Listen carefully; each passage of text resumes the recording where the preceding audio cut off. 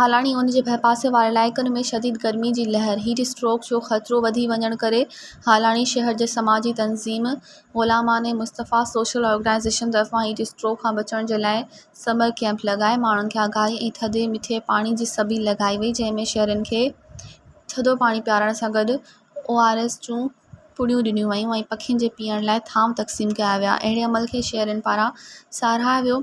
Summer camp में मौजूदु Halani rural health centre जो MS डॉक्टर ज़ुल्फ़कार सहित डॉक्टर ज़फ़र अकबर रहमान, मुफ्ती सैयद हमादुल्ला शाही ग़ुलामाने मुस्तफ़ा सोशल ऑर्गेनाइज़ेशन जे चेयरमैन तनवीर सोलंकी मीडिया सां ॻाल्हाईंदे चयो त वधंदड़ गर्मी सबबि हीट स्ट्रोक खां बचण लाइ सर ते कपिड़ो रखिजे, पाणी जो ज़्यादा इस्तेमालु कजे ऐं मंझंदि जे वक़्तु घर में रहण ऐं पाण सां गॾु पाणी जी थधी बोतल रखणु ज़रूरी आहे। मज़ीद ख़बरनि ऐं तफ़सीलात लाइ विज़िट कयो असांजी वेबसाइट www.awamiNewsHD.com ऐं ॾिसंदा रहो अवामी न्यूज़ HD।